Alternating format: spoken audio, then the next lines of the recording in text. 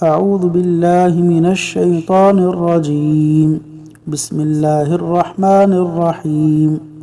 اللہ کی طرف سے محافظ پہرا دے گا۔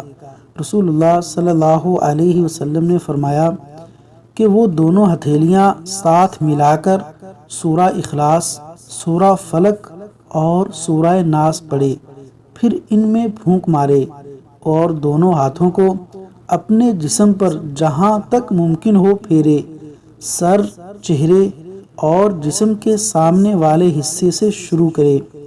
اس طرح 3 دفعہ کرے۔ اس کے بعد آیت الکرسی پڑھے تو اللہ تبارک و تعالیٰ کی طرف سے ایک محافظ مقرر ہو جائے گا اور شیطان صبح تک تمہارے قریب بھی نہیں پھٹکے گا۔ جامع ترمذی حدیث نمبر 3404۔ اللہ تعالیٰ عمل کرنے کی توفیق عطا فرمائے۔